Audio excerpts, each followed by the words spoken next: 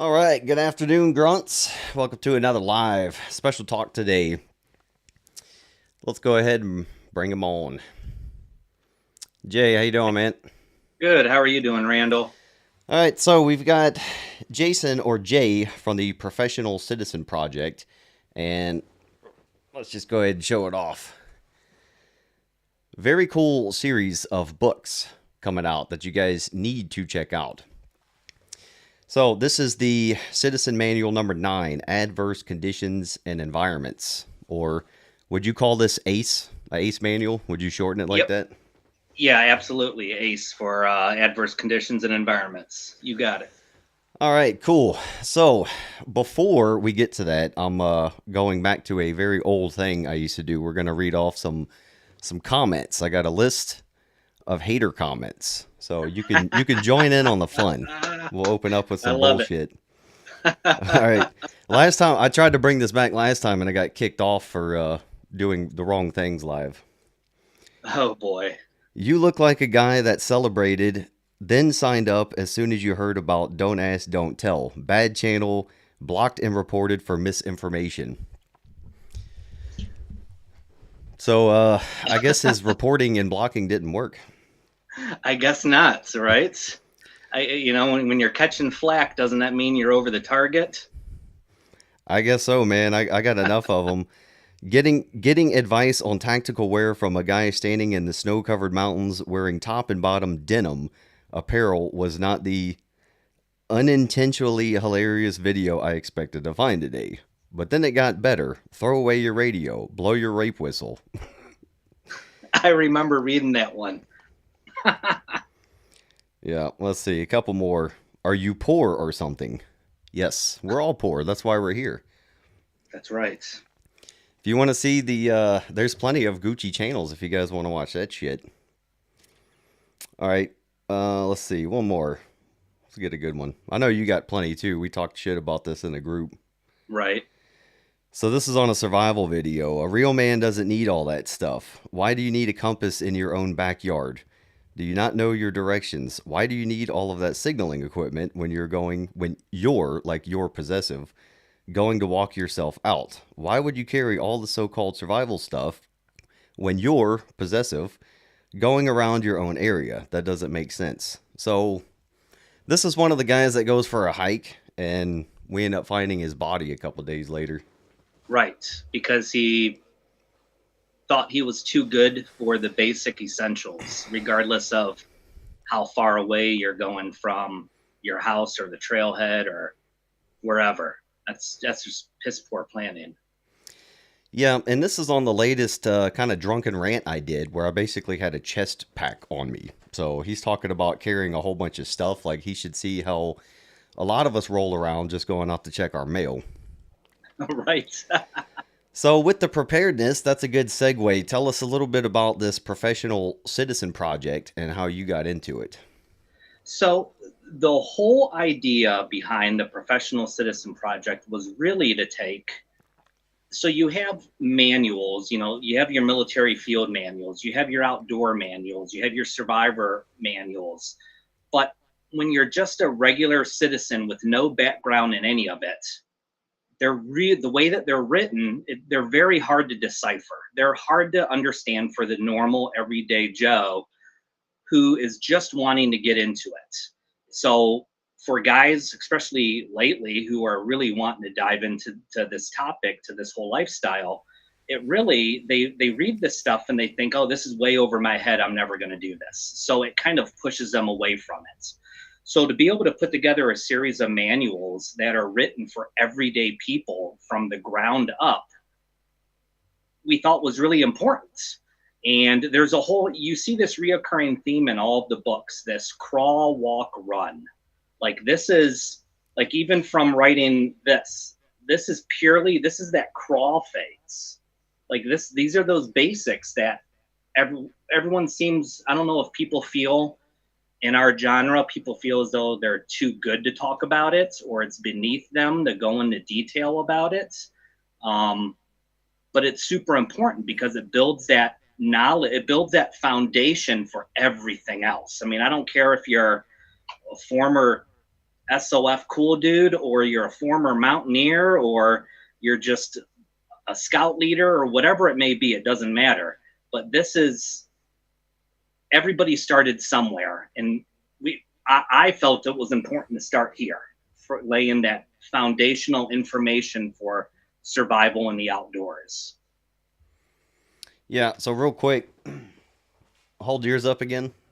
So this is a professional and a dumb grunt. So I got my tabbies in there, and I wasn't even cool enough to get like infantry blue or something. I got freaking pink, the closest freaking Pink. color I could find. So you just know your book that well, but I'm like, all right, yeah, tabbies go. There's So nothing wrong with that.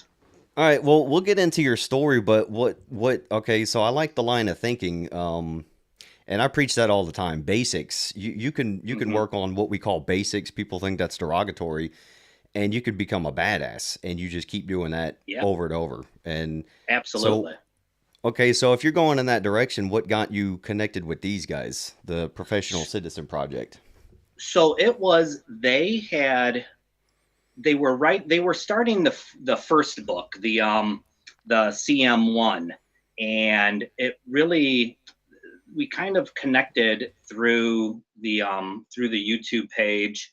And after a couple of phone calls and emails, he Jack Morris made me an offer for writing this specific one. He said, he was like, Jay, I really think this would be right up your alley.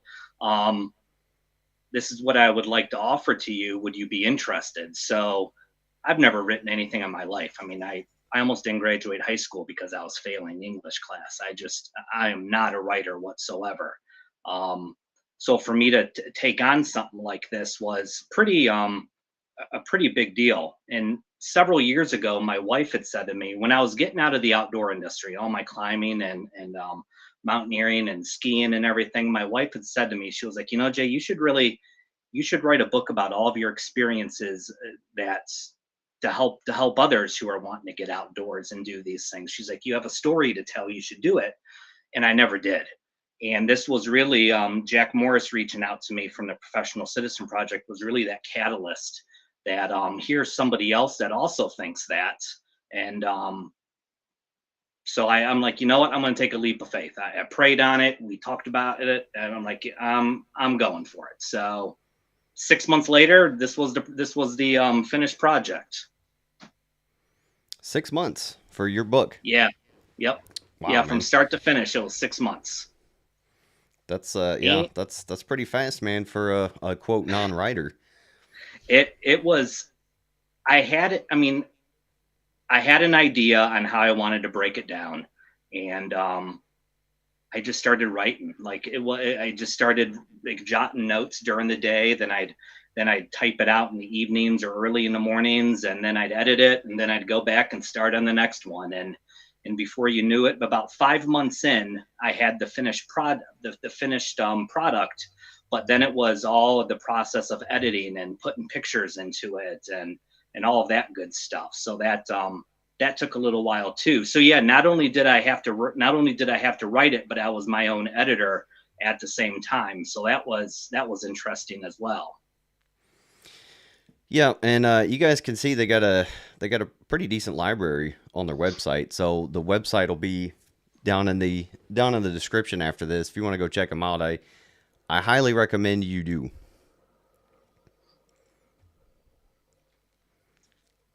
So I'm happy with it. I'm proud of it.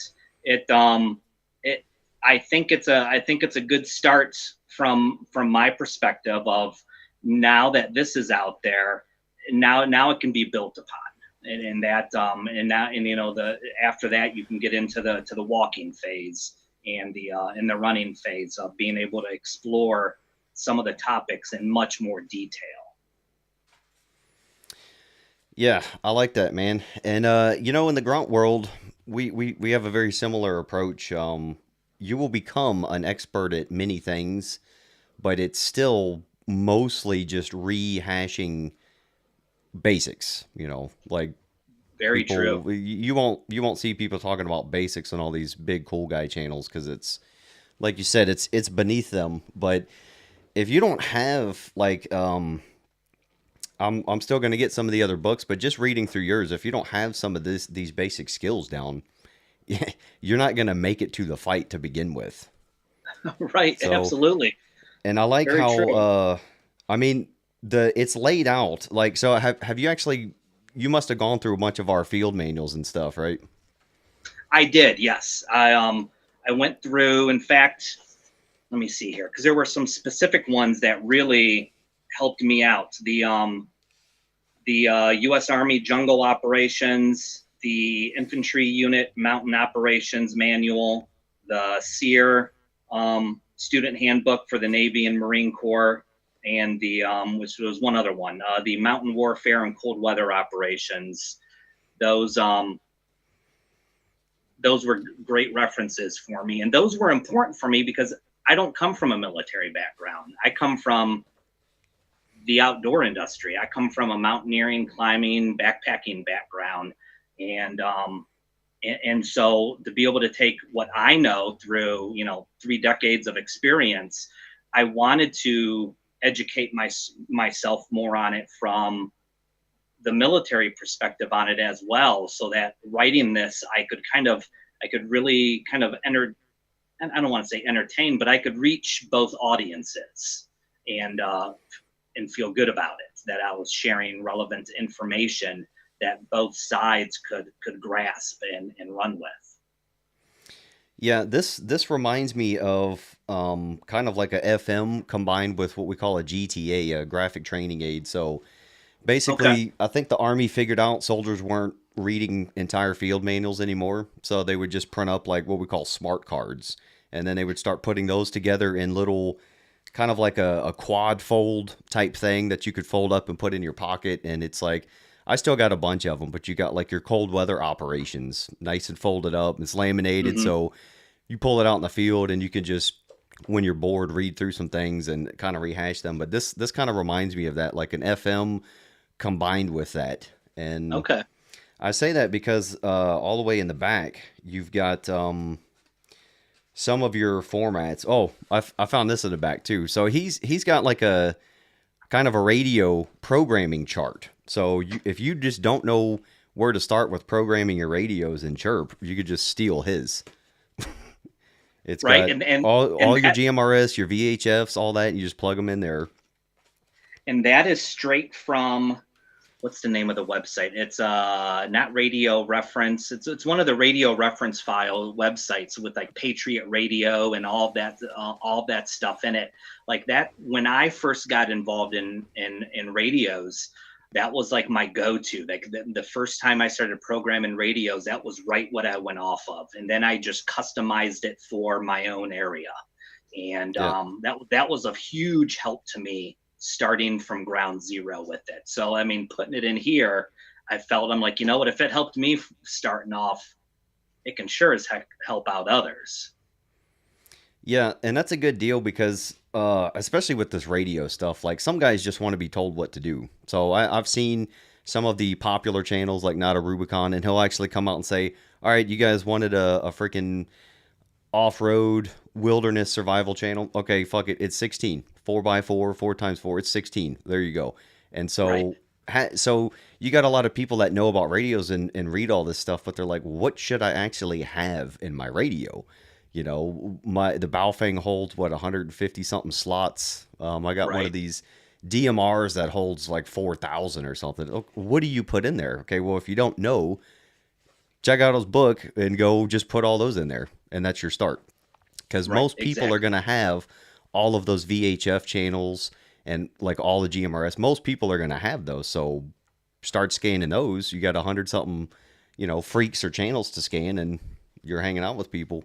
And then, but this is what I was thinking of. So you got like a sit rep and a salute report in here. I don't know if you guys Yes. can see that, but that's good stuff, and we call them, we call them dummy cards, but we would tape stuff like this to the windows in our trucks, and especially like 9-line medevac, stuff like that. Like nobody remembers all that stuff verbatim. So we would take copies of that and bring us with us. So you fill it in as you're dealing with it. So Right. guys, I suggest if you get the book and then make a copy of this, you might want to blow it up and then print it out. and then you've got I, a report format right there in your freaking pocket. I do that in my. I keep a when I go out, I have a black notebook that I call it my navigation and comms notebook, and I have laminated cheat sheets in there for both of those and the radio frequencies. So if I need to reference it, I can just slide it right out behind the write in the rain notebook, and boom, there it is. So if you're writing out a report, you're just filling in the blanks in your notebook. Is all it like dummy proof sense. Yeah, exactly. And like you said about the field manuals, I think I've talked about this in a battle drill video, but you can get a hold of all this stuff. It's all public knowledge, but if you get like the 7-8 or the new infantry 3-21.8, your infantry rifle and platoon, you can have that and read through it, and it's all good theory and good doctrine and stuff to know, but you got to actually go out there and do this stuff. And so, you can't really stand out there in the field manual reading through a book. Like, this is kind of where the tradecraft and stewardship comes in the Mm-hmm. military and groups like yours. You're actually taking dudes out there in the woods and you're going off of doctrine that's been proven, and you're also going off of your experience. And Right. so combine or compared to the field manuals, this thing just reads really well. So I'm not going to do a Jocko and read stuff because I hate hearing him stumble through like fifth grade writing. But I just want to give an example. So he's got a chapter on choosing equipment, packs, footwear, friggin' all kinds of stuff, sleeping bags. Uh, and then we've got a chapter on friggin' just water collection, purification, filtration. So you're getting a wide array of skills and things you should know. Map reading, terrain association, all that. So what? Let's go into your background. So I was, there's a little bio in here, and guys, that's why I'm not Mm-hmm. going to read a bunch. You need to go get it. So what's your background in the woods? So so let's see. I grew up as a Boy Scout. Obviously, my dad was an officer in the Army, so he was one of our scout leaders, and we were. I was lucky to be a scout during that time period of the mid 80s through early 90s, really like the last of the golden years of scouting versus what it is today. But it was all of our scout leaders were all either still in the Army or they were all old Vietnam vets. And what a great group of men to learn from out in the woods. I remember we were that one scout troop who would play capture the flag, and we had Gen 1 night vision with us. That was just, like we never lost capture the flag, that's for sure. Yeah. So, started off with that rough scouting background. And then the end of my senior year in high school, I went on a backpacking trip out west for 10 days. And it really it was almost like a church-like experience for me of like, it really set the direction of what I was gonna do for a career, and that was be in the outdoors. So it started off in an outdoor retail store that led to being invited to go on mountaineering trips, and after a few years of going just on my own or with other people, I started taking enough classes and courses where I was becoming an accredited guide, where I was able to start doing it on my own. And so I would take people to Washington, Oregon, Colorado, Utah, New York, New Hampshire, and go Pennsylvania and go do the thing. Whether it was ice climbing or backcountry skiing or mountaineering or just like Colorado is, just straight up peak bagging trips. And it was, Hunting too? I never did any hunting. No, that was never got into that part of it. And, I look back and I'm like, man, I probably could have had some pretty cool opportunities, but unfortunately, the crowd that I rolled with, hunting just wasn't a thing. Were they Um, vegan? no, nobody was hunters. That was Oh, all. okay. Yeah, nobody was just hunters. Um, Well, I mean, So, if oh, guys, if you don't know guides, that's actually there's like official titles, and there's some serious certifications belonging to that. I know you kind of yes. breeze through that, but you don't. You can just put up a website and go out there and take people out into the woods, but you get somebody hurt or killed, or you get lost, they're going to know pretty quickly that you're just, Yep. a dude. So Right. Yeah, that, you got to. There's courses to take. I mean, especially not just like the guiding accreditation courses with like the American Mountain Guiding Association or the International Mountain Guiding Association, but there's courses you can take through like Rainier Mountaineering and Timberline Mountain Guides out of that specialize in like Mount Hood, or in Colorado, the San Juan Mountain Guides are a real big one. They're down there in like the Ouray, Telluride area. They all offer accreditation services for becoming certified to take people on trips. And on top of that, your medical training. I mean, to do, not just your basic first aid and wilderness first aid, but your wilderness first responder, your EMT courses, go through like Knowles or Solo. They offer, those intense week-long wilderness first responder courses that are just an amazing tool to have in your tool bag of knowledge for taking people out to do these things. I remember I was probably 23 or 24, and I decided to take an EMT course strictly because, not because I wanted to be an EMT, but I took it for the medical training because I was taking people into the backcountry. Like I needed that knowledge to be able to go do that and to feel good about doing that in case if somebody got hurt, that's on you. That's, yeah. you need to, you do need to take the courses to get that further knowledge. It's important. So I did all that for a long time, and started up my own guide service for a while. It was Backcountry Adventures Outdoor School. And all of a sudden the housing crash happened, and right there around 2008, and just that was it. Yeah, people weren't spending money to go on trips like that anymore. So got out of doing that. Did a little bit of consulting work for a couple of places, and once that ended, that was pretty much it. And I started, like my wife and I will joke about, like I started my adult career then after that. I was like, that now it's time for a real job, I guess. Yeah. And so but I still, I never quit doing all of those things. And now I'm to the point where I'm glad that I can, over the last several years, I feel good about sharing what I know and my experiences to help other people out. Yeah, that's cool. And, I found you through YouTube, like I think most people on here, and it really comes through in your videos. Like when you're sitting down doing your coffee talks and stuff, like at your bushcraft camp, Yeah, you can definitely hear the experience and the passion and how you thanks. I talk about this appreciate that. stuff. Yeah, so and I noticed in the book you've got by the way, guys, in this book he's got his references back there in the back too. So that's pretty handy if you want to go find like a bigger source of things he's talking about. That's always a good Right. idea because this is all like, snapshot, go get this thing done. So let's do some more Jocko time.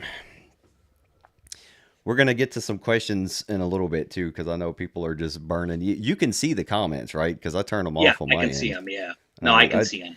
I turn them off and ignore them, and you probably should ignore them too, because I put it on like I put filters on there to keep out all the knuckleheads, but they end up finding their way in. Right. I know. I see. It looks like Stretch Man says on the Recon book, finished book 1, good series. I'm gonna let me grab something real quick.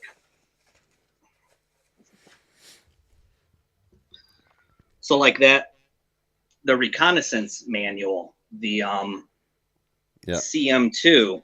This one, I do the property patrol thing on in the videos and stuff, and this has been what a wealth of information for a non-military guy to use. You pick one thing out of it and you just go work on it. and then the next time out you add another thing to it, and then you work on that one as well.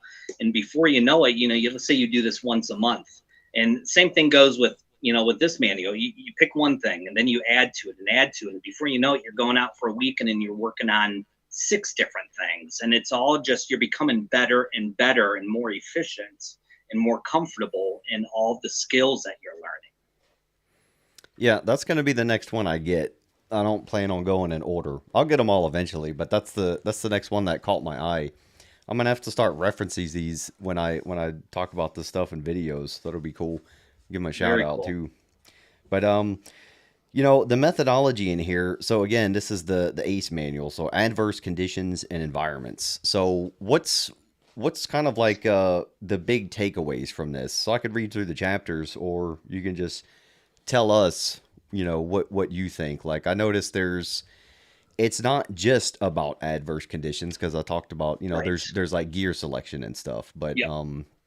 I was looking back in the navigation. There's some kind of survival portions in the navigation, but what's kind of like if you were going to sell somebody like, hey, you need to pay attention to this part in the book, well, or your favorite chapter, you choose. You know what? My favorite chapter, I have to say, is Mindset and Philosophy, that chapter 4, where I talk Hmm. about failure, positive mental attitude, and embracing the suck. Yep. I think that was my favorite chapter to write, because those things resonate with me so much. The failure part of it is, and this plays into that mindset. We all fail more than we succeed in things, and you learn so much more through those failures than what you do through your successes. But we live in a day and age where people, number one, they're afraid to fail, and we don't let people fail anymore. People have Yep. to fail. They have to. Like, you have to have that sucky night out in the woods. You have to have that trip that is just an absolute disaster. And people, as a society, we don't let people experience failure anymore, and I think that takes away from what we are overall, what we're capable of doing in survive, especially in survival situations. That's huge, I think. um, Positive mental attitude, that came from, I had taken a basic mountaineering course when I was 19 years old. The guide who was my instructor, his name is Alex Von Steen. He's a famous Mount Rainier climber, Everest summiter, written numerous climbing guides for the Cascades. He had this Wow. big thing in our class. It was all about positive mental attitude. Like, it's, guys, this is 90% mental, this game. You 10% physical. You can gut it out physically, but mentally is what ruins people in the mountains. People second guess themselves. They don't have faith in themselves. They don't have faith in their teammates or in their abilities, and they back out. Like, you got to have that positive attitude that's just going to carry you through whatever difficult situation you may come upon, and that's extremely important in a survival situation. If whether it's you're stuck in a snowstorm or stuck on the wrong side of the river in the pouring rain and the river's rising, or heaven forbid you're caught in an avalanche or rock fall or whatever it may be. It can be any sort of, you name the survival situation, it applies. Your attitude is really going to dictate whether you get out of that situation or not. Right. And if people don't realize this whole positive stuff, people hear that word and they think gay automatically, like, oh, Right. positive rainbows and unicorns and stuff. It's like, no, it's positive in the fact that, like, if you get lost, you don't sit down and call yourself an idiot and say you're going to die. It's positive in the fact that you sit down and actually take a breath. Like, that's usually step one. Just don't Right. do anything, sit down, get some cover and take a breath, and then just start thinking through the skills. And that's the positive side of it, because then all of a sudden you start to get your confidence back.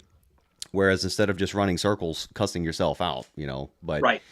yeah, it's not just rainbows and unicorns and stuff. No, it But I like isn't. what you said about people aren't allowed to fail. And I got in trouble as a leader in the military all the time for not letting my guys fail. Like, Yeah. sometimes you have to just get things done right, and you have to Hmm. yell at guys and babysit them. You just, it's Right. how bureaucratic organizations work. But if I could, we would do stuff wrong. We'd screw stuff up all the time. We'd say let guys hang themselves. We do that all the time, just so they could learn a lesson. And if it didn't affect the training or the rest of the unit, it was usually a really good lesson. And my favorite was I would have younger dudes if they were talking shit, kind of like we get online. I'd be like, all right, you're team leader tomorrow. You're in charge for the whole day. You make all the decisions, Right. and let them go through that process. And number one, they see how freaking crappy the job is and how most of the bullshit comes from way up there, not us on the lower level. But they Right. also get to make all these mistakes that maybe when they become a leader, they will have already made those. So they kind Absolutely. of get to fail in a coddled environment, But Yes. yeah, I think that's a big parenting issue in this country too. Like parents are helicoptering, and you know, kids don't get to burn themselves on the stove 20 times before they figure it out. It's Right. everything's like when my kids were little, dude. Nothing was baby proofed, man. If we would have left them alone, they would have died. And it was like because we just kept an eye on them, like parents should. But also, it's like, Yeah. oh, he hit his head. All right, yeah, good. He knows to friggin' not let go of the table while he's trying to learn how to walk. He knows he needs that Right. friggin', So yeah, I get it. Well, that's cool, man. So, you know, um, I like when we get into the survival stuff, guys think about, you know, setting bonfires and bushcraft camps and all this. And so I like how you go through all this stuff, but we even get into like health and hygiene and stuff, Yes. waterborne diseases, things that we're talking about this preparedness stuff. And Stoker mentioned this last time I had him on, like, it's not just going to be, gunfire and all this stuff. And even in war, our biggest killers are disease and sickness and Hmm. stuff. So, and it's all just, handy little things in there just to go look in. And so, what's your stance on all this preparedness stuff? Where do you think guys are kind of falling short in this realm? I think I think people prioritize a lot of the wrong things. Um, and I think it's just because people online don't, they only talk about the cool stuff, not the bread and butter stuff. Not People don't talk about, although you're starting to see people talk more about medical, which is good. And you're starting to see people talk more about things like navigation, which is good. But people aren't really talking about like folks getting their household finances in order and you know networking with you know with people locally, whether it's with their neighbors or friends or family or whatever it is. um, People aren't putting priority on water collection and food storage. um, Simple things that I think either people take for granted or people just don't want to talk about it because nobody thinks they should be listening to those things because we still live way too comfortably um, in this country. So folks just don't talk about those things. It doesn't sell, um, and it's kind of hard to make money on that stuff because you can't shill those things. You know what I mean? Yeah. Like that's a biggie, I think. And I think so. I think if people slowed down a little bit and really looked at those life basics that like being able to get your financial house in order. Maybe that's your refrigerator dies or your AC goes or something big. Most folks don't have the means to readily replace that, or they don't have the skill set where they know how to fix those things. There's not very many people who, if one of those things goes wrong, they don't have the money put aside to go take care of it. They just don't.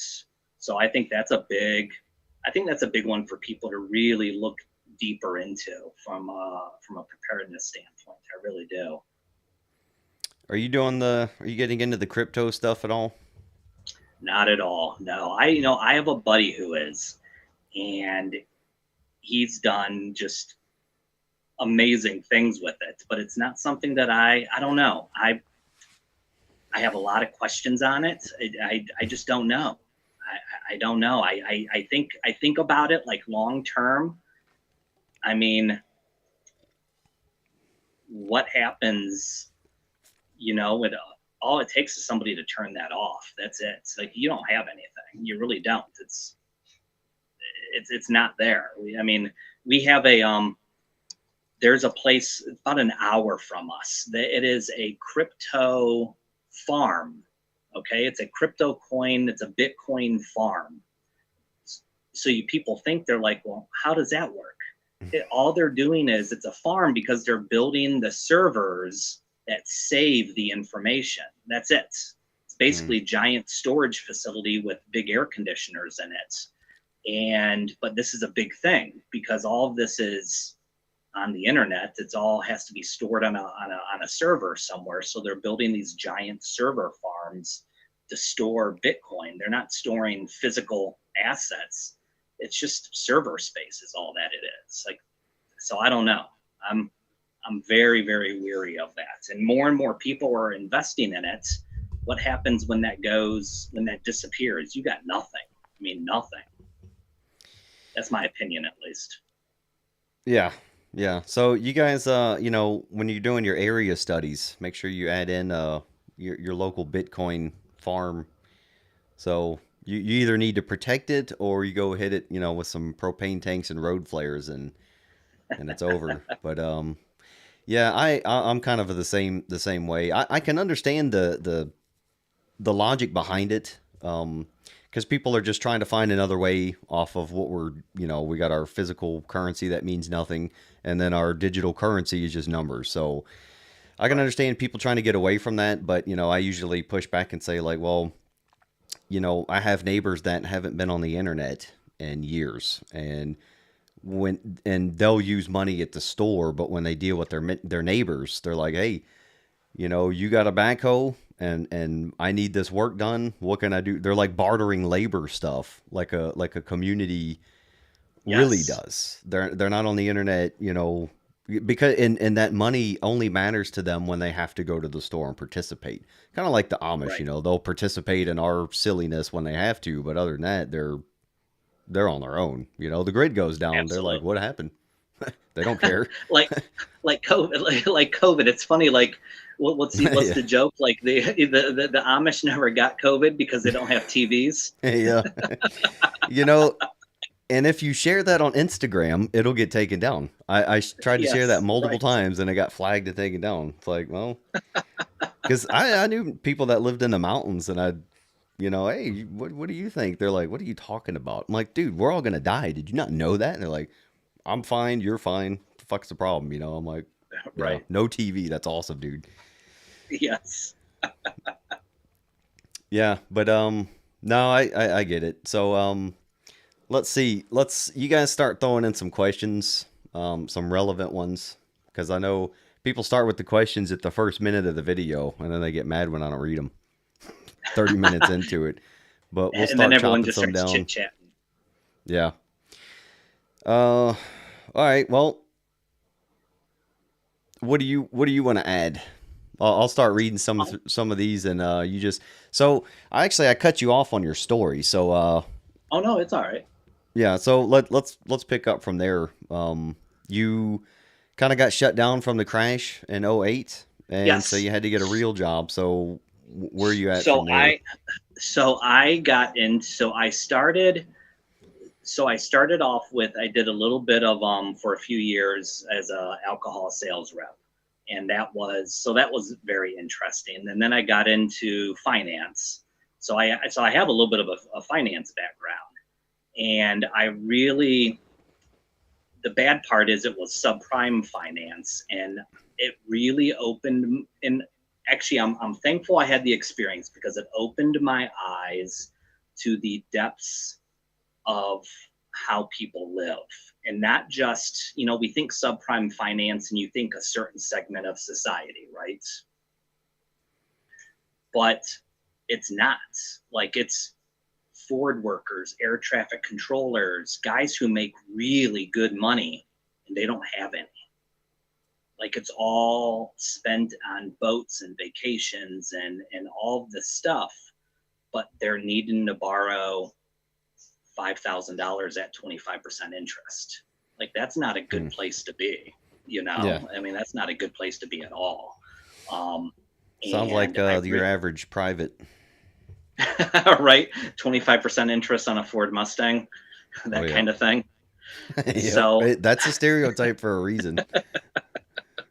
so I really felt like after a while I was really dying inside. Like, it was just not a good place to be. So out of the blue, and I really feel as though this was God speaking out. Out of the blue, a family friend whose family owns a business um, called me out of the blue and said, "Hey, what would you think about coming to work for my dad?" And they're a very conservative family, farmers, you know, the whole that whole lifestyle. And so I took a leap of faith and just went for it. And so it's I sell, design, and build fences. That's what I do, and I like it. It's very, I mean, there's stressful parts, but not really. I don't bring home stress, so that's a godsend. Um, Yeah, so that's it's important. good, and it gives. And I tell you what, it gives. I have the freedom to be able to go do the things that I like to do. You know, I mean, you know, going taking my son, you know, out to, you know, going out to camp. That is just, you know, we still get to do that stuff. We still get to do family stuff. You know, right now the kids are. I have one graduating from high school right now, so it's, you know, to be able to just go to the calendar and mark off whatever you need time for, and it's not, nothing is questioned. You're not made to feel guilty about taking time off like so many businesses do to their employees. It's nice. It's a nice change of pace, and I mean, geez, I mean, it gave me the time to do this. It it's it's been good. So yeah, it's, you know, life is good. Yeah. So next year you got Sear Challenge in the calendar, right? That's right. You better believe it. Yeah. Yeah. I know you're tied up this year, but next year we'll just come capture you. We'll find you. Like that, what was that TV show where it was the 5 or 6 guys, and they would go and literally kidnap the one guy and take him to some deserted mountaintop or deserted island, and let him go, and he had to find his way out like within 3 days or something like that. I don't I know. That forget that. sounds Oh, it awesome was, though. no, the name of the show was, you'll have to look it up. It's called Dude, You're Screwed. That's what it's called. Dude, You're Screwed. I might. But Yeah. it's I'll like have to an go find that. it's an ex SAS guy, an ex Green Beret, an ex survival specialist, an ex Navy SEAL, and they do this where they kidnap each other and put a blindfold them and put them on an airplane and drop them off with whatever they have in their pockets. Like, it's hilarious. It's funny. But there That was like sounds 3 awesome. seasons worth of it, I think. But that would totally be, yeah. You would get some ideas from it for sure. Yeah.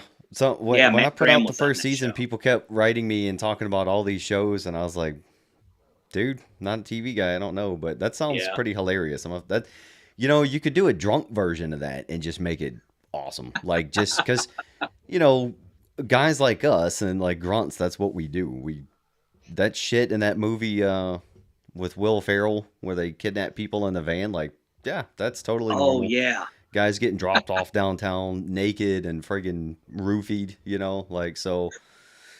Do that in a way, well, but you know, I already got people complaining because I got unarmed people around bears and stuff, so they definitely be upset if we're Uh, roofing guys and leaving them out in the woods. right. Yeah, they would. Yeah, you'd catch flack for that. Yeah. So I wanted to get to, let's see. Yeah, we got no awesome questions, typical. So I'm gonna do it. But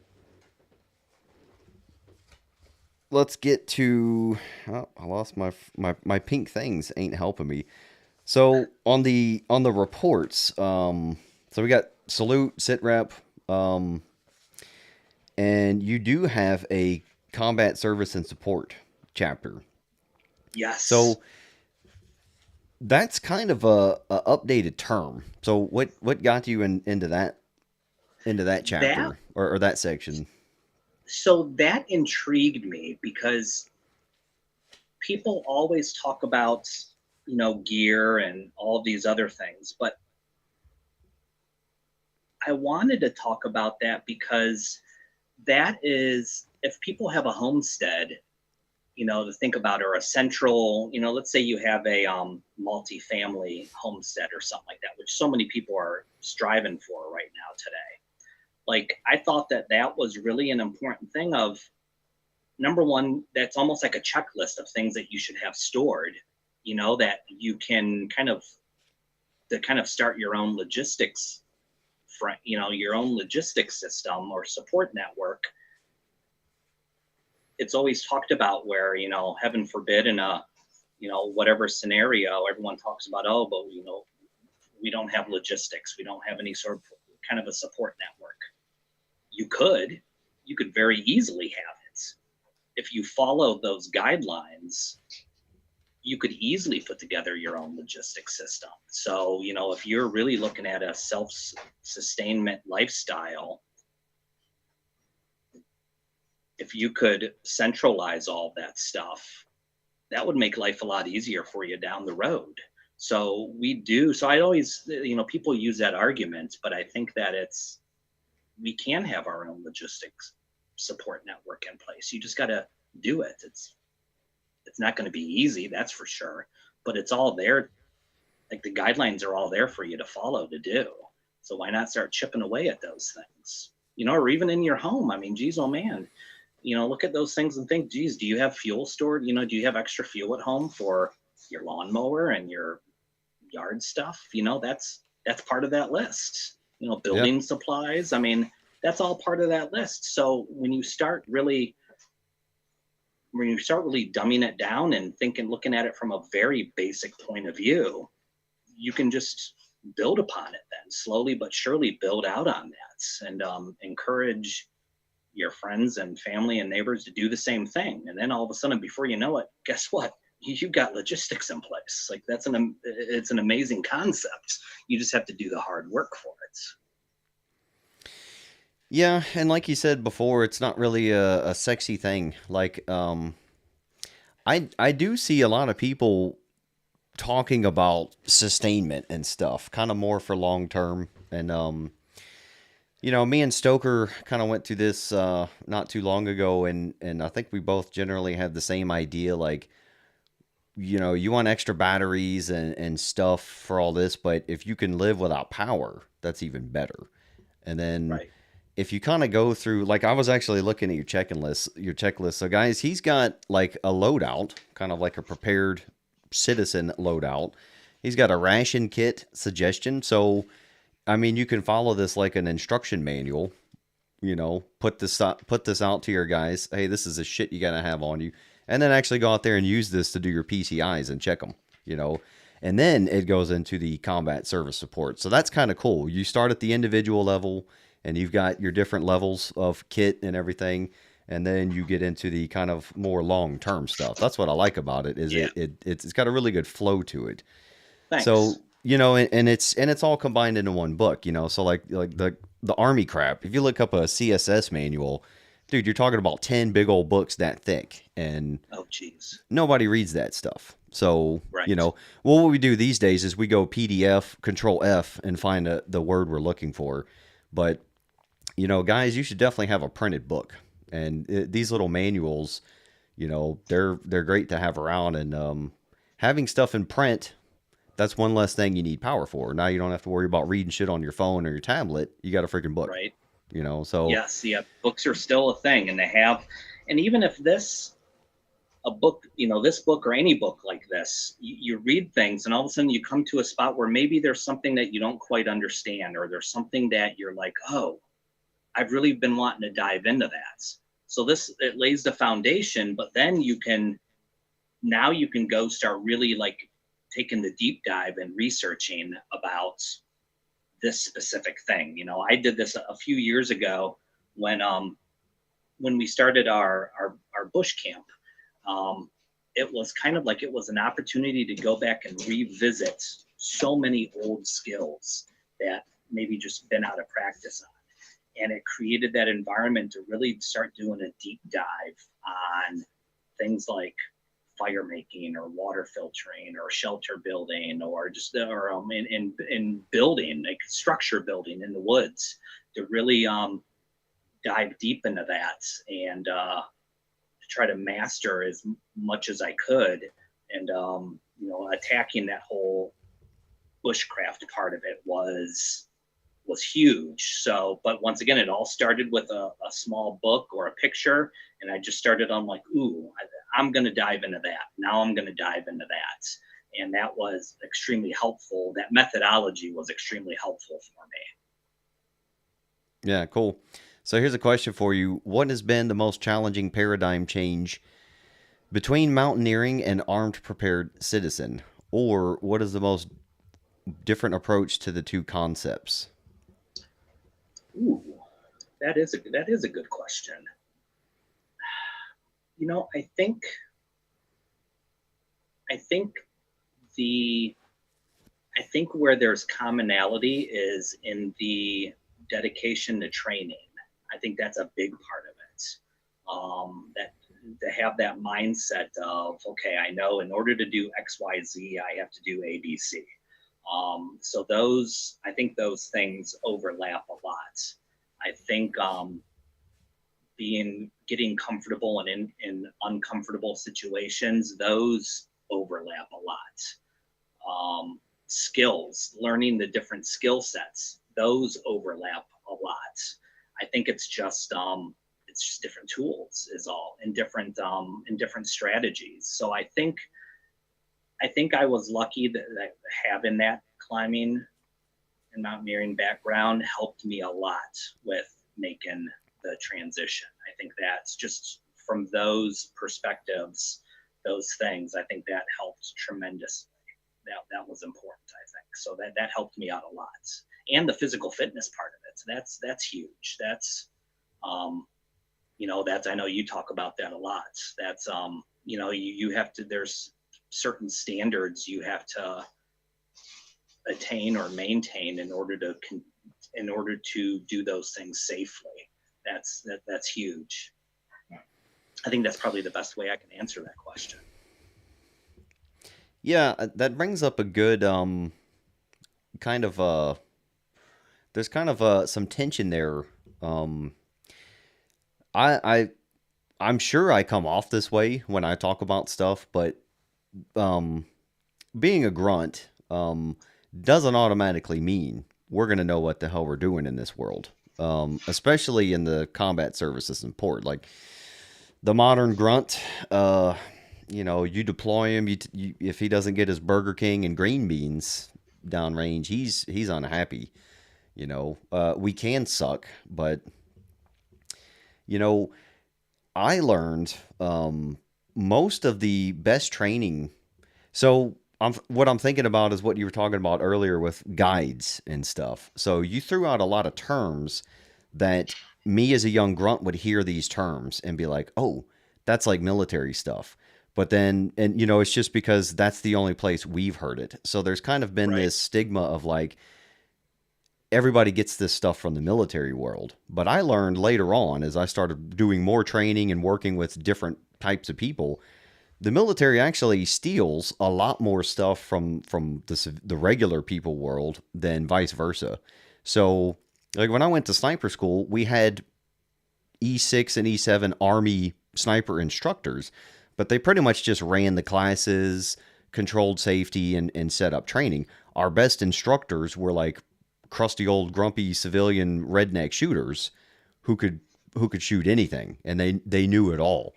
Those Right. were our best instructors. The survival guy that did the survival course for us wasn't a military guy. He was like a dude, but we pick up a lot of stuff, especially in this GWAT era, running up those hills in Afghanistan.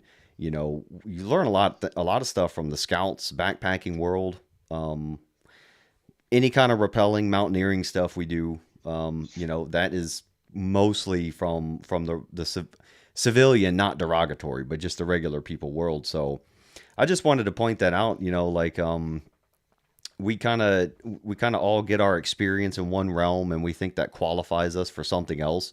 So I think it's cool how you approach the overlap. There's going to be overlap in there, But I think it's the most fun to work with just the average Joe, and you can just learn a ton of stuff, especially just outdoor stuff. There's a lot of survival skills the military has gone away from, and that's horrible.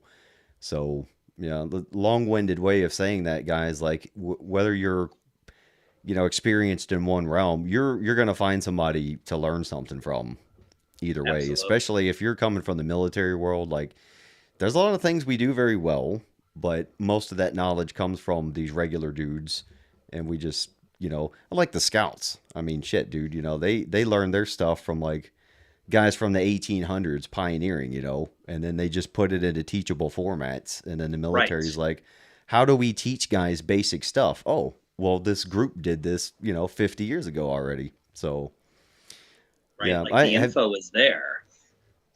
Yeah, right. So you don't need to go out there recreating shit, but yeah, and especially with shooting, man. Even as an active duty grunt, I was not happy with how little we shot. Being stationed overseas didn't help because we didn't just get to go out every weekend and blast stuff off. But I mean, shit, later on in life, I realized most of my redneck buddies, they shoot way more than guys in the military do. So Yeah. that's another thing to think about. So I saw another question up here. You can add to that if you want. Have you run into any military guys that you just wanted to punch in the face because besides me, that because they act like they know everything? You know what? I have not. Um, I don't.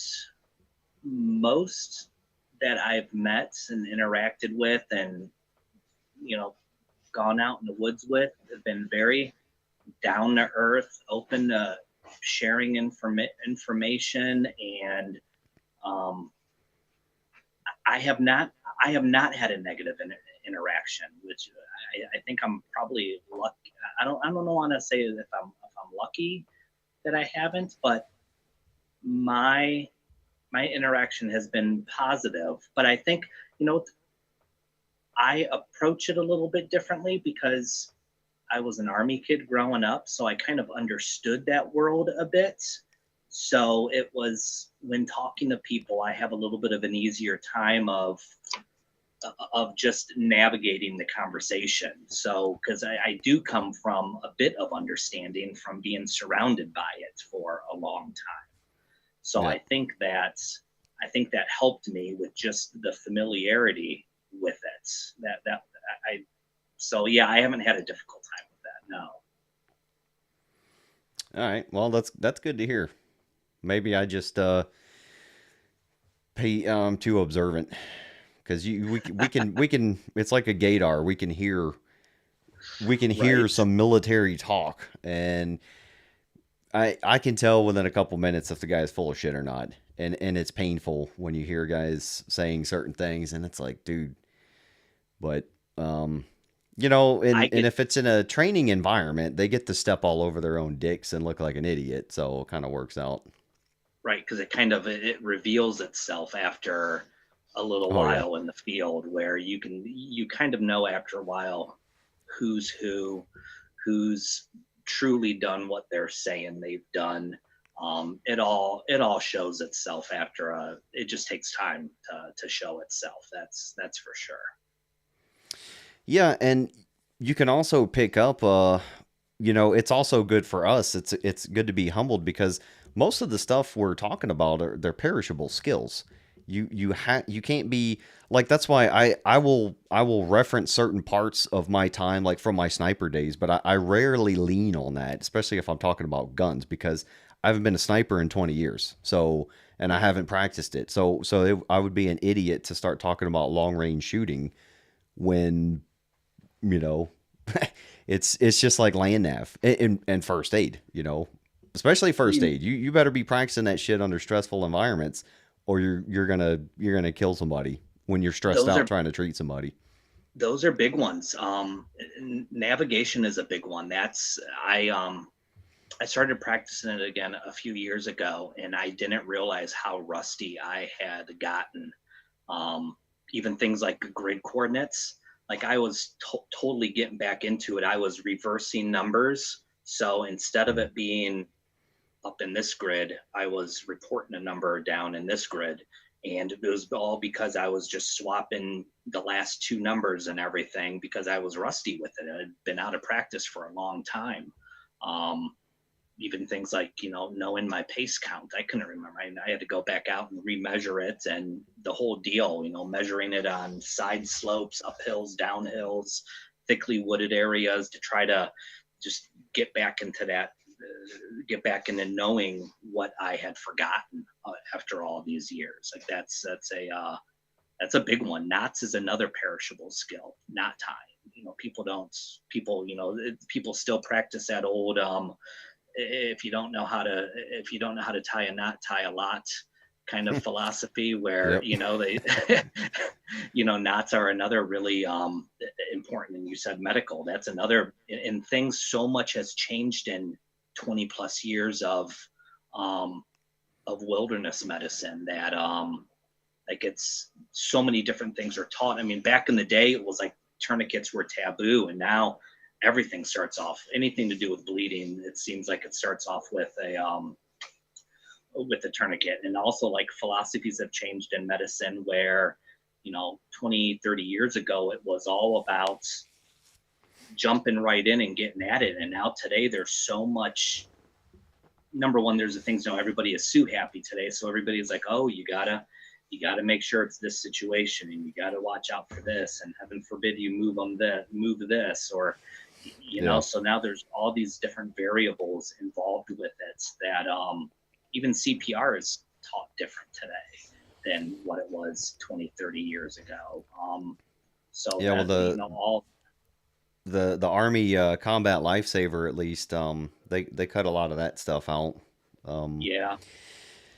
I don't know why, but it was gone, and then I heard it was coming back, but thankfully most states have that Good Samaritan law that protects you. Right. So Yeah, thank some goodness states for even that. have a law that if you see something, it's your duty to get involved. Yes, it's like a duty to act something or another, that if you see something, like, you have as a citizen, you kind of have, like, it's expected of you to Yeah. do something, that at least in good faith, try to do something, heaven forbid, and I think all that came from, everybody is so quick to pull out their cell phone to try to videotape something instead of helping. Like, go help.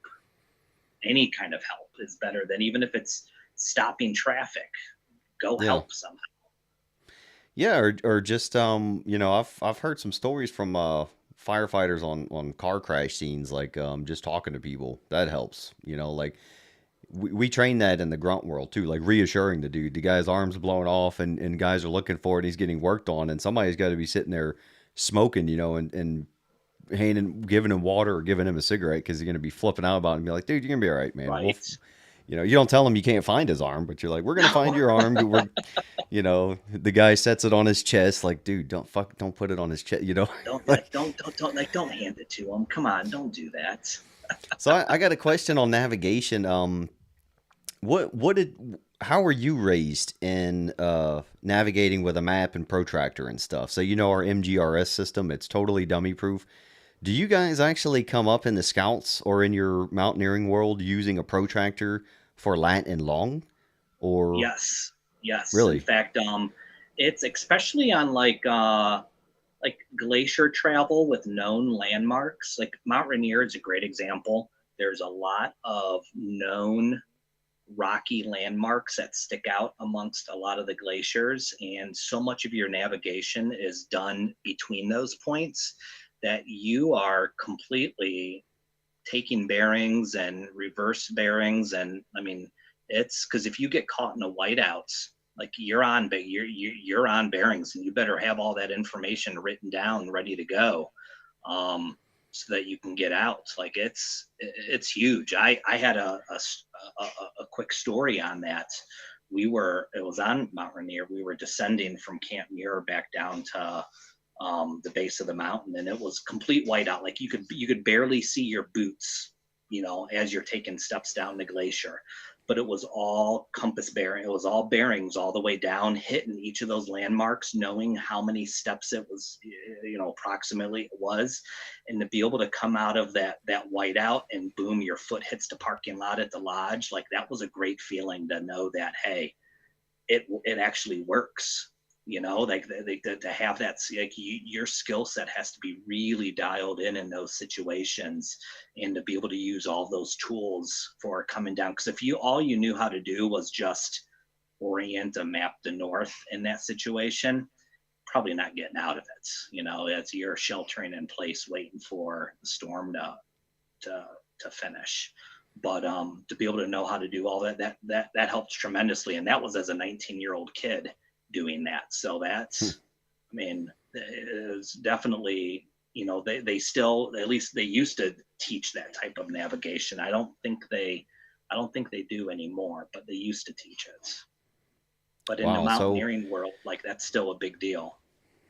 okay, that's cool. See, I never learned the conversion over, so I just anywhere I'm at, I just go to USGS website and I print out a topo MGRS map because I still got my protractor, the Garmin, I got it set to Yep. MGRS. So it's because I'm a dummy and that's what I know. But so you actually have a protractor that, like I've seen the regular maps, I have seen grids for lat and long. Hmm. So you can actually get down to your minutes and seconds onto Yeah, the I map. used to be I used to be able to do that. I can't anymore. My skills have, I'm not up to where I used to be with that. But yeah, I used to have the old school protractor, I think is the one that you're talking about, right? Yeah, well, we have that little square one, and you got your three that match the Right. friggin' basically zoom on the map. So you just Yeah. line that up, and that's where you can get your 6, 8, 10 Right. digit grids. You But you line it up on the corner and just yeah, count out your numbers. Yeah. yeah, right and up. So like we can pull if we got a decent map, you can pull off a 10 digit grid, which gets you within Right. to a meter on the ground. So you can do that with lat and longitude. So you can on some of those mountaineer maps, because there, I want to say, what were the scale of it? It was a much more defined scale. So it was, I want to make sure I say this right. It's probably like a 1 in 5,000 scale, 1 in 10,000 scale. So really, Oh, okay, yeah, I mean, you're really blown getting up. detail there. Yeah. Yeah. So you were able to do that with those. That's how you were able to get such a finite number on them. Well, Like that was yeah, that that helped a lot.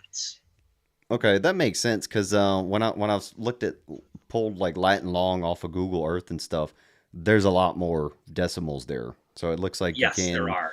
Right. yeah, because we got the 10 digit grid and most of us are using 8 digits, or if you're Hmm. calling up just reference points, you're given a 6 digit grid, and that's like within 100 meters. So Right, because you don't good need to enough be to so find a detailed hilltop, with it. right? Exactly, enough to find a hilltop like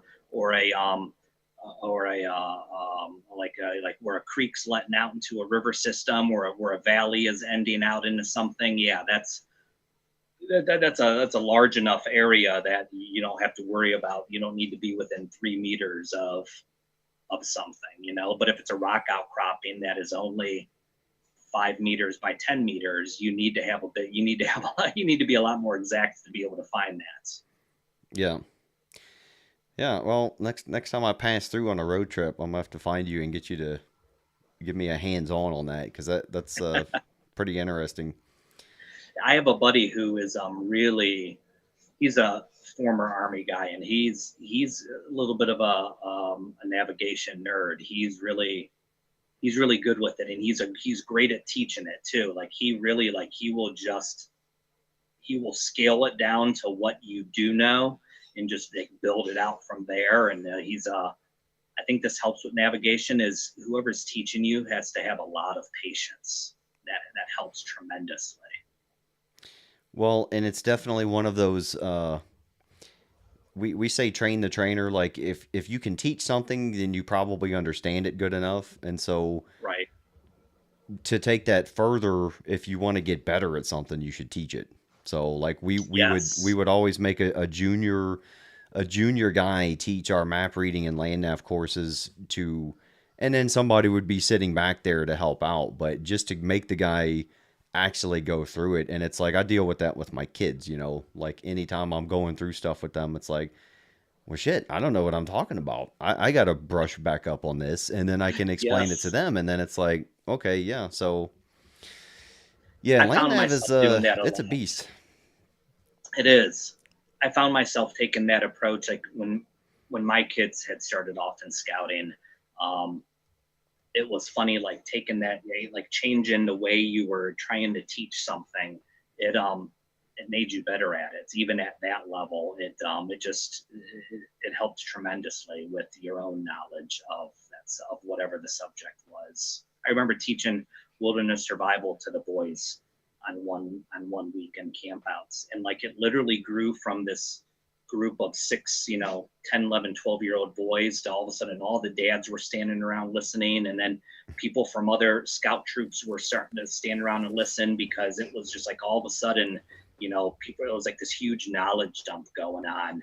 And people were just like, they weren't getting that information anywhere else. And all of a sudden here it was, and everybody just ate it up. It was awesome. I thoroughly enjoyed that.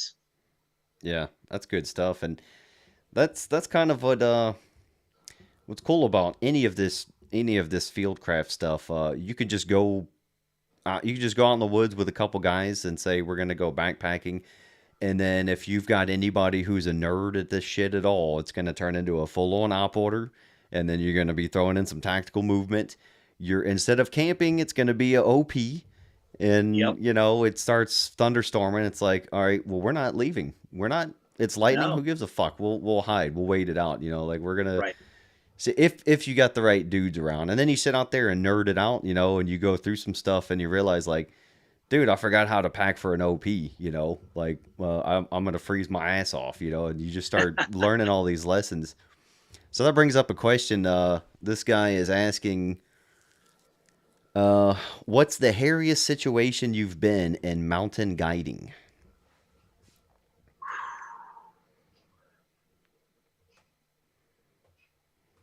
And guiding.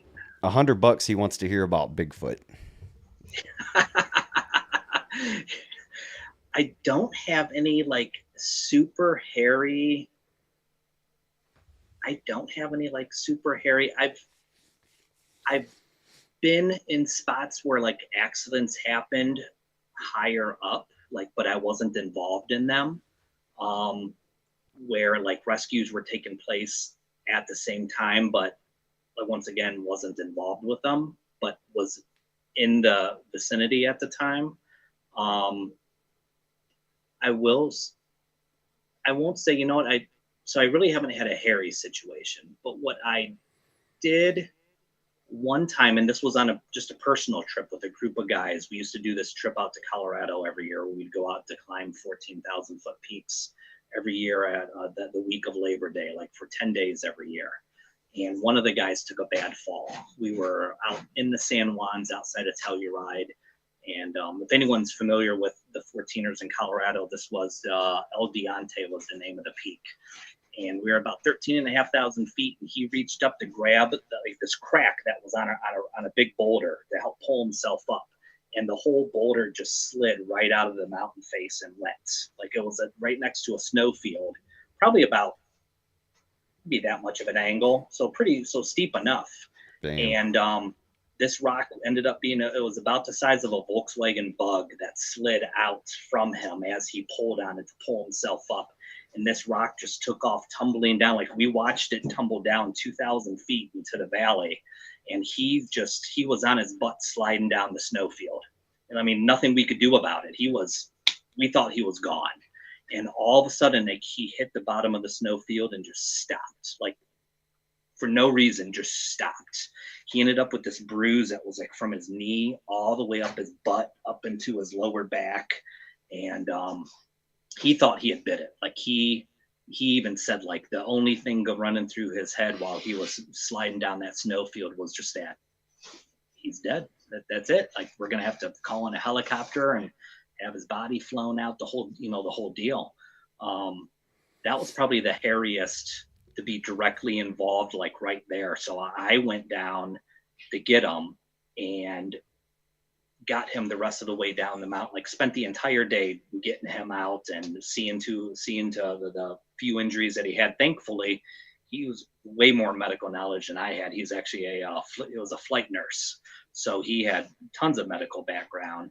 But I remember to end it on a funny note. We were sitting around the campfire that night drinking scotch, and he goes, guys, he goes, if my wife asks why I have these bruises, please tell her I got drunk and fell off the bar stool.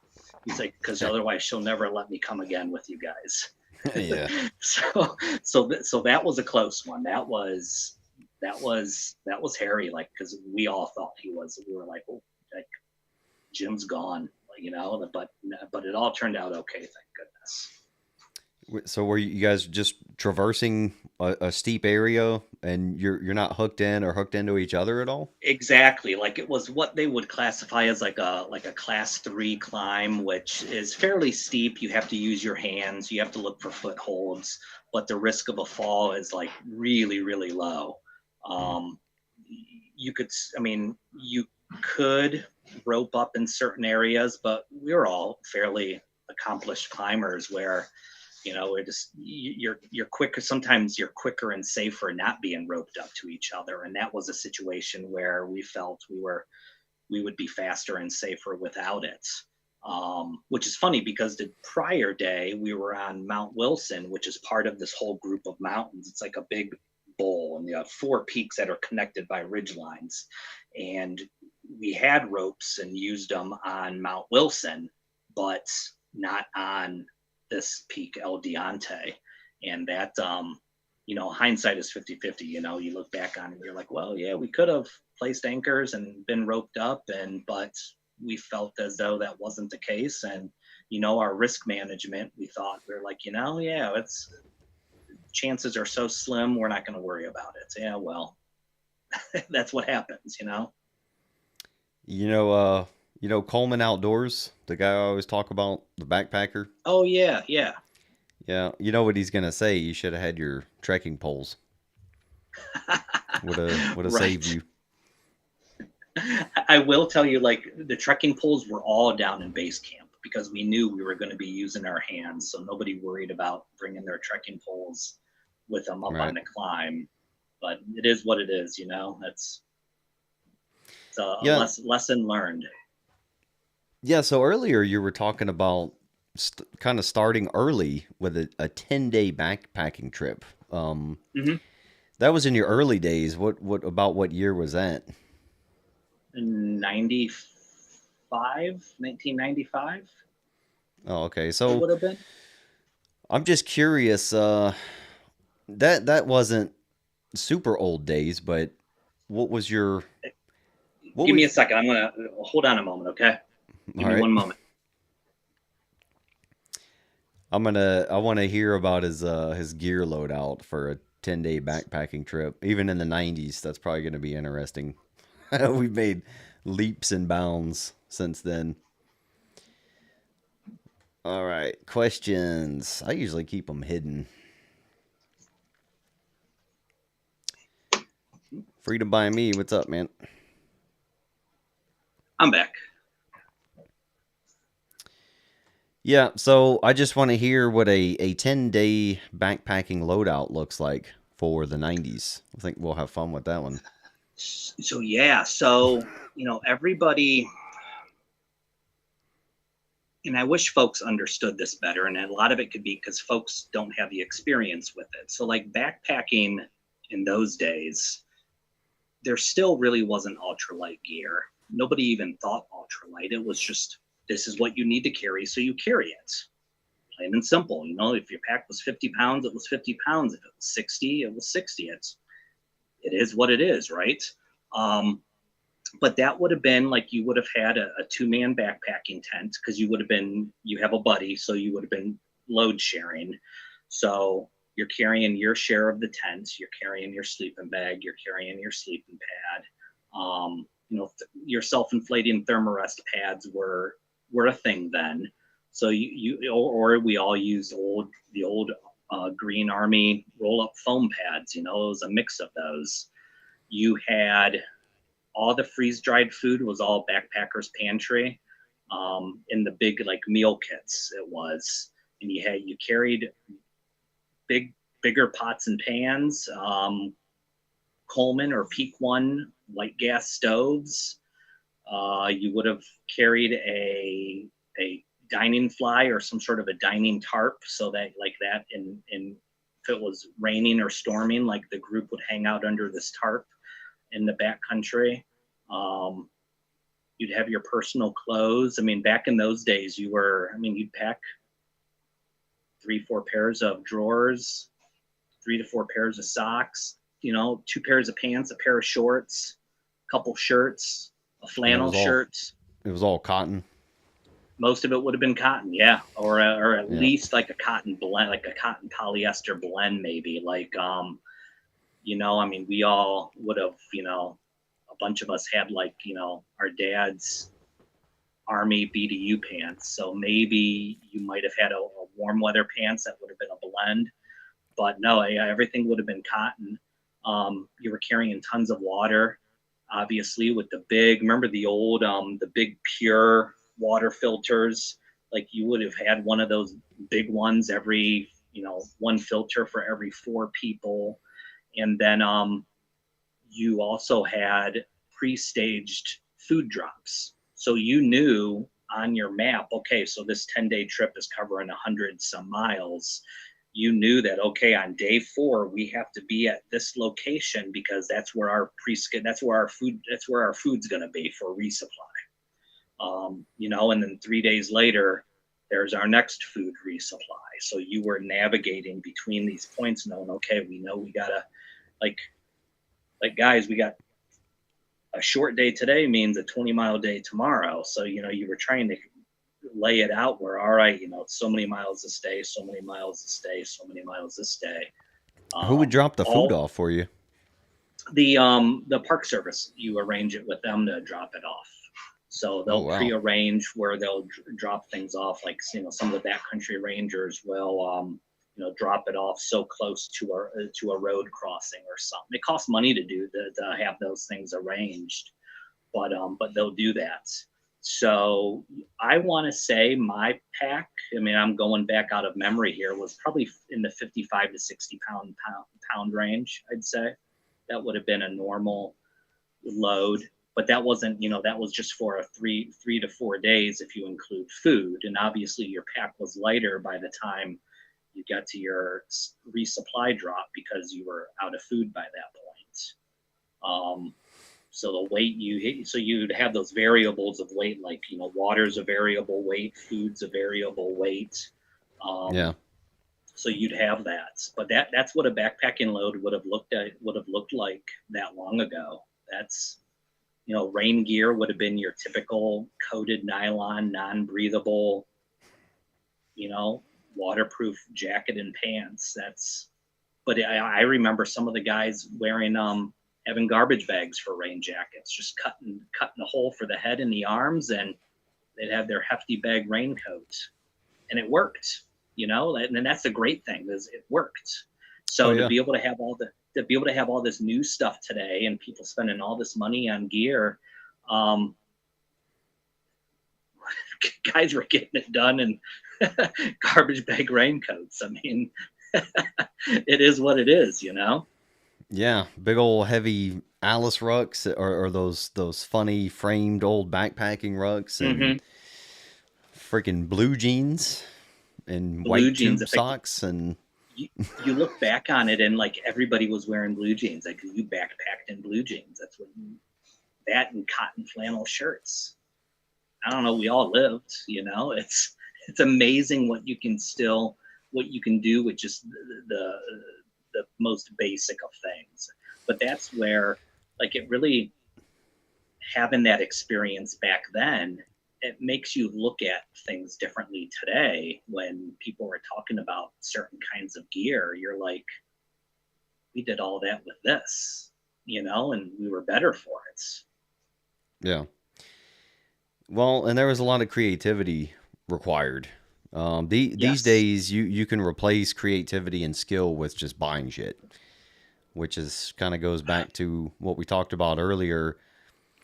you can buy all this stuff and you're still going to go out there and have some issues. So it's good, because you can't replace skill or experience with Right. toys.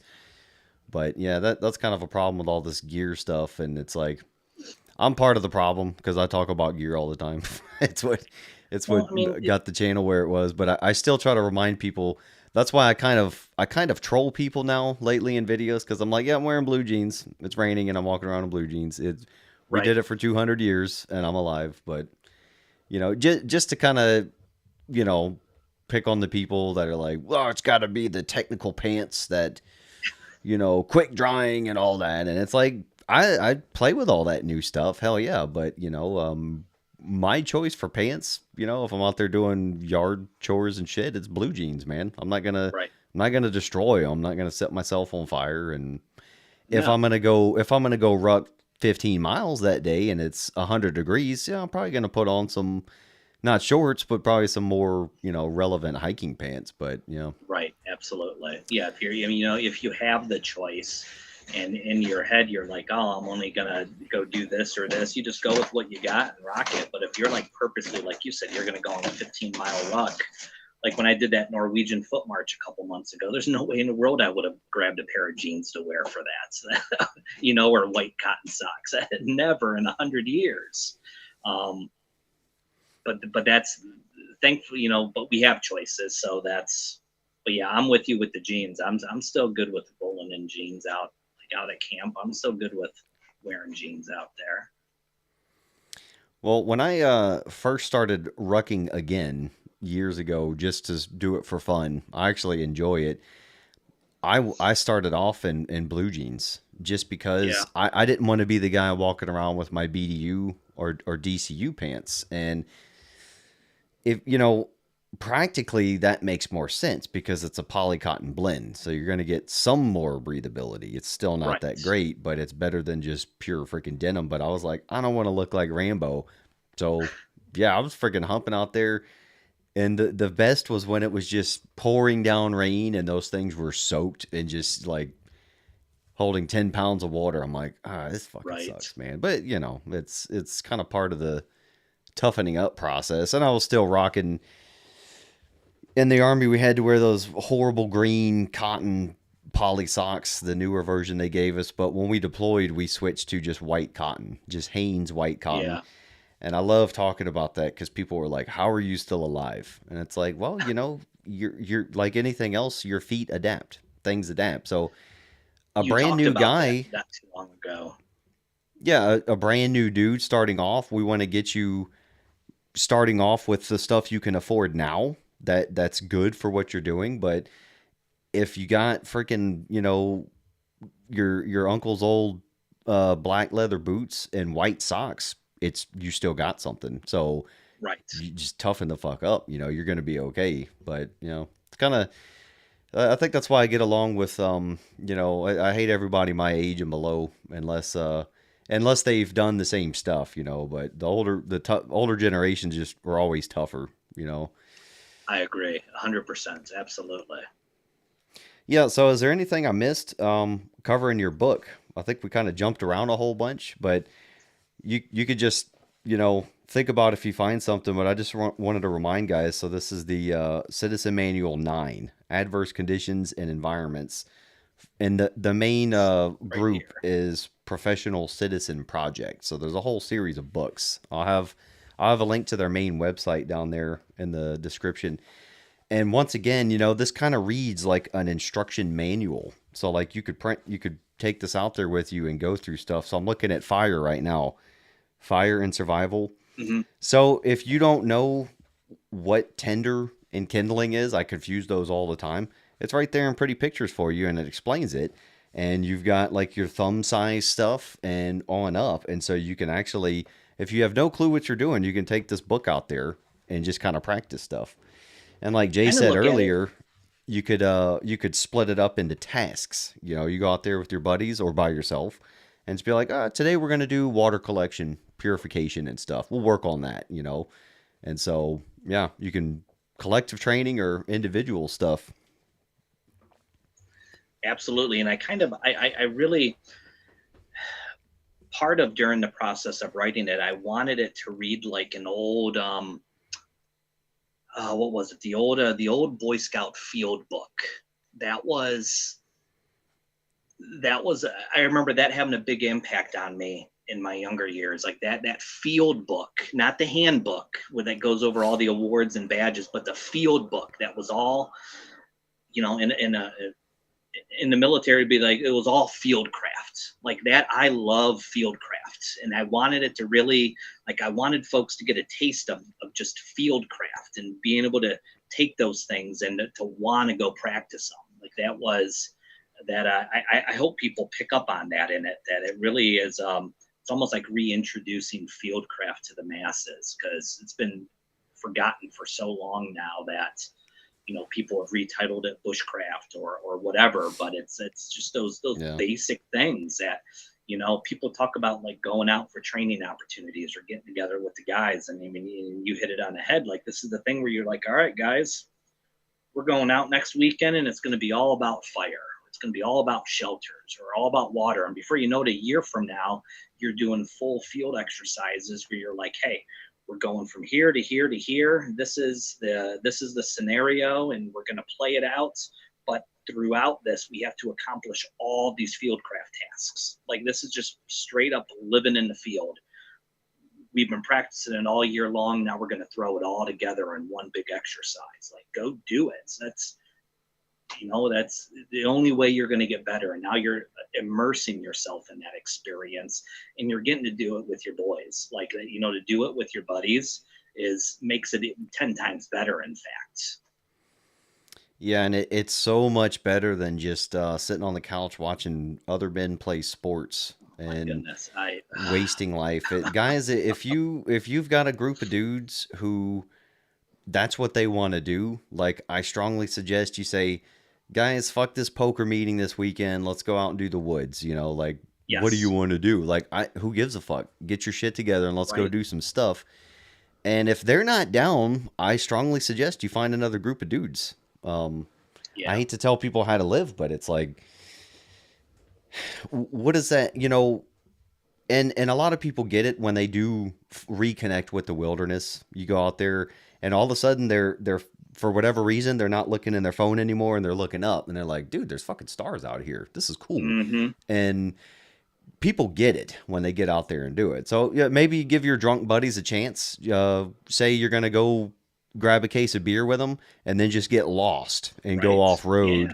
And say, well, we got to figure this shit out now. Like, poke a couple holes in your tires so nobody can get you going, and throw your spare off into a gulch and be like, well, guys, we're sleeping out here. What are we going to do?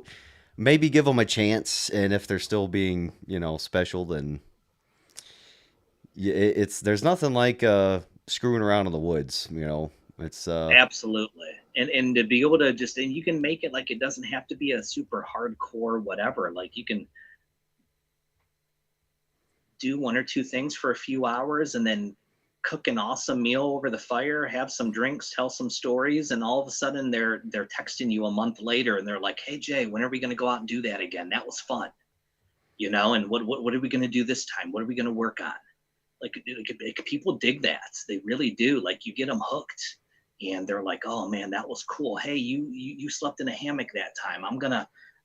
I bought a hammock, and then I want to go sleep in it the next time we go out. Like it's a total gateway into more. And now you're having that group of dudes who all of a sudden, like that bond is tightening now. And before you know it, everybody asks about like, oh, how do you put groups together? How do you meet people and all that? And that's the old fashioned way of doing it, like, yeah, and you're going to find out quick in your bigger circle of friends. You're going to see, like, at the end of the day, like you're going to have that 3 or 4 that become those dudes, that are just, and that's okay. Like, hey, there's my circle right there. And I know I'm glad that I have that circle, and that I get to go do that kind of stuff with. It's super cool, for sure. So I hope people, take all that away from this, and I hope it encourages people to just go do, just even if it's your own backyard or the local park or whatever it is. Take your kids with you, take your spouse with you. um, go do it. I mean, there's no, in this day and age, there's absolutely no excuse to not just go do it. Yep, I agree. So I got one more question for you. Yeah. What is what's a skill or group of skills, whatever? What's something that you're working on that you either think you need to get better at, or you haven't touched at all? What kind of stuff are you trying to get a Oh hold man. of? I am trying to do better um, at observation and note taking. I'm working, that is like my next level of things to get better at, to slow myself down and really kind of immerse myself in that. That is really, that's where that's kind of the trajectory I'm on with those skills, is trying to get better at that. I would say that's, and then combine that with comms. That would be, radio, get better at radio usage. I think those, they go hand in hand. So I think that's where my focus is probably on a bit more right now, and over the next several months or a year, I'd say. Have you picked up NC Scouts book yet? The I have Gorilla. not. I haven't bought it, but I downloaded the PDF for it. There's a free download for it, that, and Oh, that I found, that I happened to be researching something else and I found it. I'm like, oh, bloop, download, and I ended up printing it up. So I have not read it yet, but I printed it up and it's sitting right over on my bookshelf over there, and I to go through, because I would like to dive more into that. yeah, I've got it on the way. It's been on my affiliate store on Amazon for a while because I just kept hearing so Yeah. much good about it. But I got it on the way, and I've heard it's very very good for us dummies. So I'm looking forward Yes, to that's what to I've heard seeing that too. because I've talked about it before. It's like I've worked with radios. I've been an RTO, but that doesn't mean shit in the civilian world. And I can turn a radio on, I can do basic programming, and I can talk to people. But there's so many things I see on these channels where they're like, "Let me explain this for beginners," and after 30 minutes, I'm like, "Dude, I'm more fucking confused than when we started." Like, because Right. they're just throwing out all this terminology. It's like they say we're bad in the military with our jargon and shit. It's like what? But anyway, I hear that is a very good read, so I just wanted to throw it out there. If anybody else is thinking about the comm stuff, because that's a big deal. You got to be able to talk, however you can. If it's some Balfangs, whatever, But Hey, it's a tool, and you just learn how to use it and maximize the benefits of it. And if it leads you into something else, hey, great. If the furthest you take it is just talking to the guys while you're at camp, hey, that's okay too. Just but learn to maximize what your use is going to be out of it. And most importantly, like, I mean, everybody says, what a great tool for just listening. Like, I mean, we out at camp, like, we'll throw up a J pole antenna up in the tree and just scan. And it's amazing the conversations you hear on the airwaves. And you'll sit back and just laugh around the campfire listening to it, because you're like, holy cow.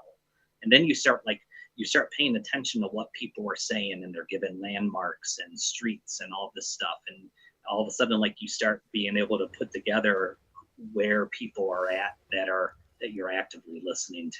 It's kind of funny, actually. It's a good skill.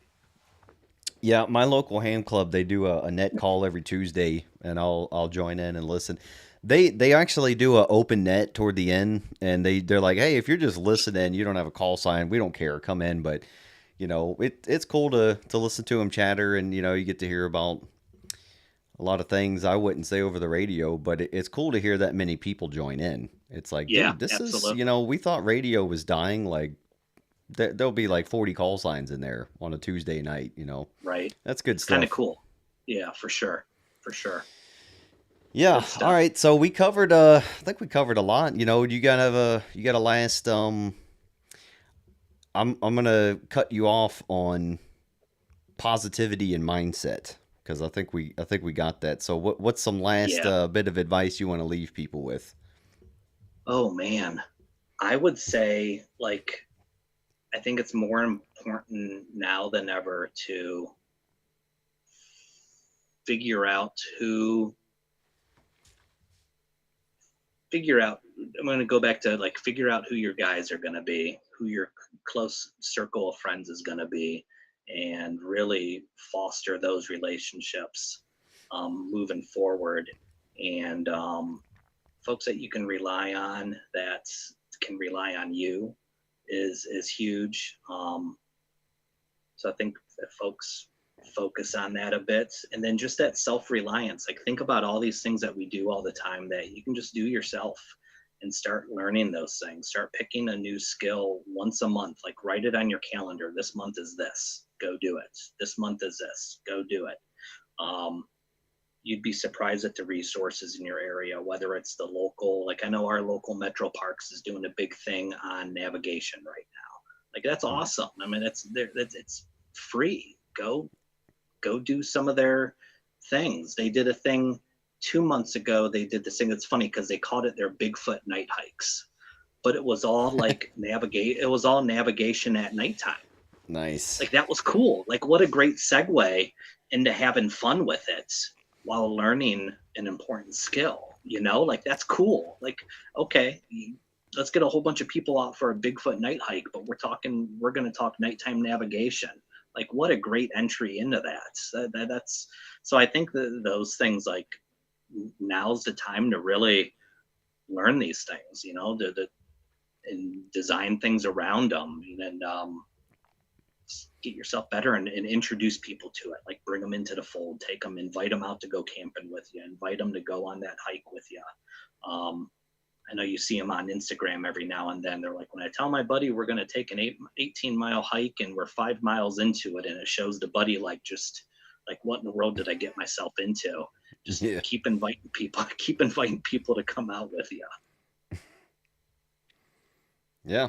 All right. I But like it, yeah, man. Well, yeah, yeah, I appreciate you coming on. It's good talking to you live finally. yeah, absolutely. We've chatted back and forth in the past, and it was great finally be on. And I appreciate you wanting to talk about the book, and I appreciate that you went out of your way to read it. Even that's a good one. Oh, I it's a love good it. read, So man. yeah, thank you, appreciate It's it. So there'll be there's a couple things in there, where I'm like, yep, forgot about that. It's good. It's good to get a reminder. So everybody, you can hold yours up, but guys, make sure you go check it out. yeah, It is on Amazon, it's by the way, and I've seen it on Amazon DE and .com or yes, .uk. So it is. You can get it overseas. yeah. I've seen, like, I look for posts, especially on Instagram, where guys are posting, that they got a book, that they ordered from Amazon, and it's guys from Canada, Great Britain, Germany, Spain, Mexico, Poland. And I saw one pop up from Poland. Like that's super. Just from me personally, it's super cool that people around the world are buying it and reading it and excited about it. Like that's who knew, I mean, who knew? So it's cool. It's been a cool project to be a part of, and there's I mean they got much more in the works, so there's going to be more stuff coming out from all the different authors that partake in this project, so it's exciting. Yeah, that's awesome. Do you have any plans to do more with them, like another manual or I would anything different? definitely love to, if the opportunity presented itself. 100% would love to, absolutely. All right, cool. Well, everybody, make sure you go check it out. It's definitely some good stuff and very easy to digest and take with you and get started. And there's some stuff, if you think you know it all, I guarantee you there's some stuff in there you're gonna have an aha moment. So And appreciate you that's a good for thing. coming on, Jake. Thanks, Randall. I appreciate you having me on, and I'm sure we'll do this again sometime.